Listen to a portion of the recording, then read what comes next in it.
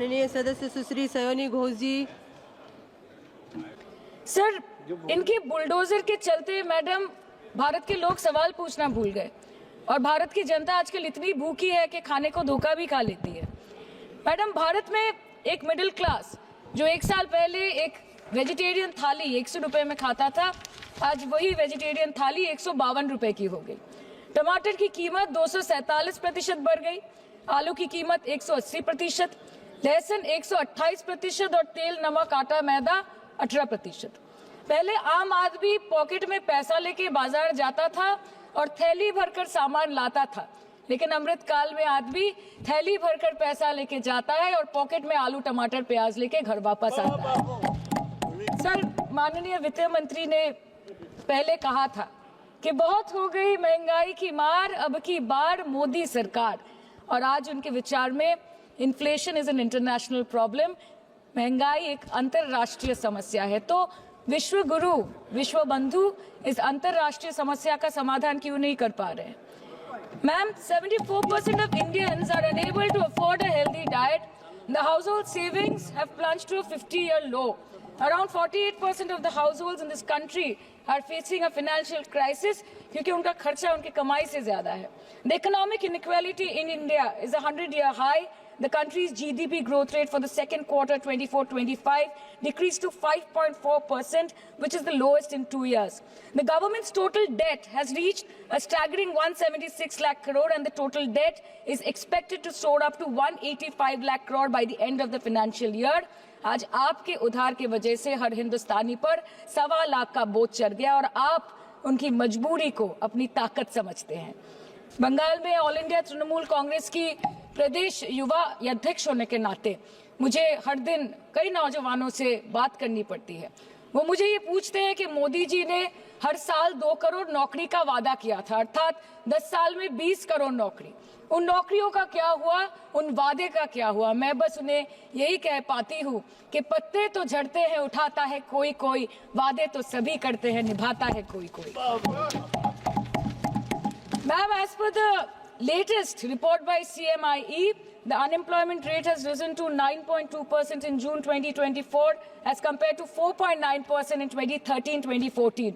Female unemployment rate is much higher at 18.5% in June 2024 as compared to 7.7% in 2013-14. Around 37% of working women are unpaid. In rural areas, this figure is at a horrific 43%. प्रधानमंत्री जी बोलते हैं सबका साथ, सबका विकास, सबका विश्वास। अगर ऐसा ही है तो भारत के लोग आज देश छोड़ के क्यों जा रहे हैं? 2018 से लेके 2023 के बीच 6,70,000 भारतीय ने अपनी नागरिकता त्याग दी। सिर्फ 2022 में ये संख्या करीबन 2,25,000 की थी। In 2022 alone, 7,500 high net worth individuals with a net worth of more than 8.3 crore or more left India. नवंबर 2022 से सितंबर 2023 सिर्फ 10 महीने में 96,917 Indians were arrested attempting to cross the United States illegally. Modi ji कहते हैं कि वो सबके साथ है, मगर ये आंकड़े बोलते हैं जो सबका होता है वो किसी का नहीं होता। और बंगाल के साथ तो कुछ अलग ही रिश्ता है इनका। The relationship is that of quid pro quo. ठुकरा के मेरा प्यार मेरा इंतकाम देखेगी, मतलब वोट है तो नोट है और वोट नहीं तो नोट नहीं। As per the available reports, as on 19 July, rupees 1.23 lakh crore is already due from the government of West Bengal against flagship programs like Manrega, PM Awas Yojana, Gram Sadak Yojana, National Health Mission, Central Food Subsidy. Further, 40,806 crore is projected dues against these schemes, bringing the total amount to a staggering 1.71 lakh crore. Madam, health care की schemes में सिर्फ fund हमको दिया नहीं जाता क्योंकि colour coding match नहीं करता है। सो आप सबका साथ, सबका विकास जो बोलते हैं, is it hinging on colour coding? आपको रंग पसंद नहीं तो आप बंगाल के लोगों को पैसा नहीं दोगे और फिर आप आके बोलते हो कि हम बंगाल में जीत क्यों नहीं पाते? Ma'am, this is the reason, this step motherly attitude, जिसके लिए बंगाल के लोग हर बार इनको बड़े बड़े रसगुल्ला खिलाकर वापस दिल्ली भेज देते हैं। Even after making several attempts to crush our aspirations and our economy, Bengal government stands tall and true towards the commitment towards its people. Bengal में सिर्फ दीदी है तो मुमकिन है। The West Bengal government started transferring money to the bank accounts of 21 lakh people who worked for 100-day scheme without receiving any payments from the central government for Manrega. Even before Ayushman Bharat, in Bengal, Shastra Shati, a cashless scheme was launched, providing treatment cost up to 5 lakh for per person belonging to any strata of the society.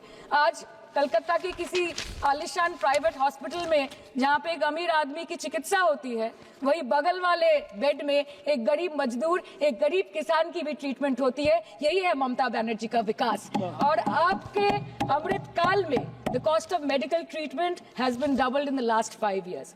आप pharmaceuticals के sir R G Kar पे बात ना बोले, आपकी CBI पे अभी तक कुछ बोल नहीं पाए। हम लोगों ने जो हमारी पुलिस ने जो बोला था, they are still sticking to that. So उसके बारे में मत बात करें, ठीक है? आप उत्तर प्रदेश के बारे में बात करें ना sir. Sir, medical inflation is at 14%। Regularly लिए जाने वाले दवाइयों की कीमत 50% बढ़ गई।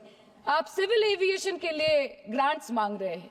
एक एक डोमेस्टिक फ्लाइट, उसकी राउंड ट्रिप की टिकट 20 से 30 हजार में बिक रही है। आम आदमी आज हवाई चप्पल पहन के हवाई जहाज नहीं चल रहा, आम आदमी हवाई चप्पल बेच के हवाई जहाज चल रहा है। You are demanding funds for education but conveniently ignoring the fact that 11 lakh children have dropped out of school according to your own data. आज भारत में सिर्फ 47.51% स्कूलों के पास कंप्यूटर की फैसिलिटीज है और उसमें 9% के पास internet connection. In law and justice, you are not been able to provide legal aid to more than 1% of the eligible population. In public enterprises, 5.1 lakh public sector jobs have disappeared in the last 10 years. Railway में करीबन 2.5 lakh post बाकी हैं और उसमें से vacancy है in critical safety categories. नए भारत में आजकल ट्रेन पटरी के ऊपर कम और पटरी के बाहर ज्यादा चलती है।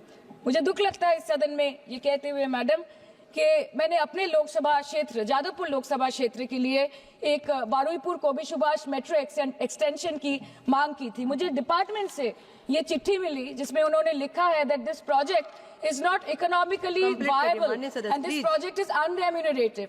तो आपको अगर सब जगह से पैसा चाहिए तो मुझे ये बात समझ में नहीं आती कि लोग खुद के लिए आपको वोट देते हैं कि आपके फायदे के लिए वोट देते हैं।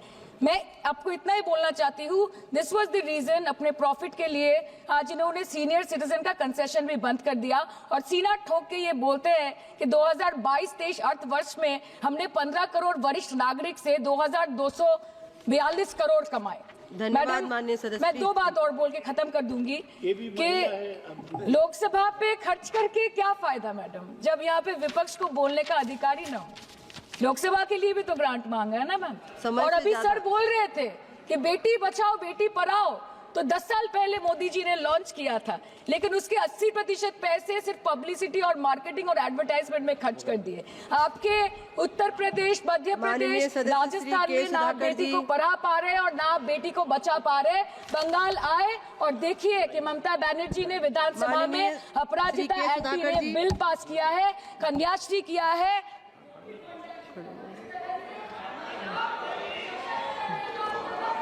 Thank you, madam. Thank you, madam.